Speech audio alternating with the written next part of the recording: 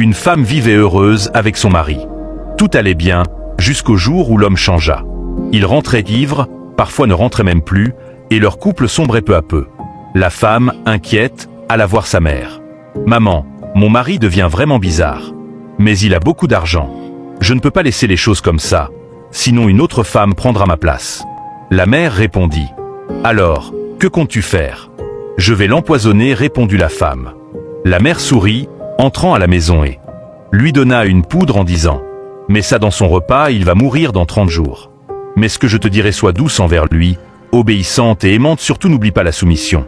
Ainsi, quand il mourra, personne ne pensera que c'est toi. » La femme rentrant à la maison, elle devint donc gentille, attentive et respectueuse. Elle faisait tout ce que son mari lui demandait. Petit à petit, l'homme changea aussi. Il arrêta ses mauvaises habitudes, recommença à rentrer tôt, à sortir avec elle le week-end, à l'aimer comme avant. Leur couple retrouva sa joie et leur amour s'enflamma de nouveau. Alors qu'il restait seulement 5 jours pour son mari. La femme bouleversée courut vers sa mère. « Maman, pourquoi as-tu tué mon mari ? Il est devenu si bon, si aimant. Nous vivons comme au premier jour. » La mère sourit et répondit « Il ne va pas mourir. » La fille en larmes répondit « Mais il lui reste que 5 jours, maman. » La mère la serra dans ses bras et dit « Je ne t'ai jamais donné du poison. Ce que je t'ai remis, c'était simplement de la farine de maïs. Ta gentillesse, ta douceur et ton obéissance ont changé ton mari. C'est toi qui avais changé, et ton changement l'a transformé. E-Coat. Parfois, ce n'est pas l'autre qui doit changer. C'est nous. Le respect, l'amour, la douceur peuvent restaurer ce que nous croyons perdu. Que le Seigneur vous bénisse. Abonne-toi car j'ai d'autres histoires à te raconter qui pourraient peut-être améliorer la vie de ton couple. Dans un même appartement vivaient 2 couples. Le premier ne faisait que s'écharmailler, se disputer à longueur de journée. Le second, par contre, vivait paisiblement. Un jour, l'homme du couple querelleur décida d'aller observer l'autre couple pour découvrir leurs secrets.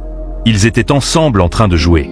Le mari dit doucement à sa femme « Chérie, apporte-moi un peu d'eau, s'il te plaît. » La femme partit, mais tarda un peu. L'homme, impatient, entra lui-même chercher de l'eau.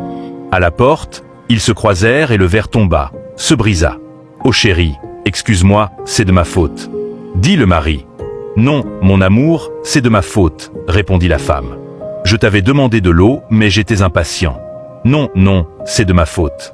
Tu m'as demandé depuis longtemps et j'ai tardé. » Et chacun insistait, « C'est ma faute, c'est ma faute. » Voilà le secret de la paix dans un couple. Quand chacun préfère assumer la faute au lieu d'accuser l'autre, l'amour prend toujours le dessus. Et toi, dans tes relations, cherches-tu toujours à avoir raison ou à préserver la paix ? Abonne-toi car j'ai d'autres histoires à te raconter qui pourraient peut-être améliorer la vie de ton couple.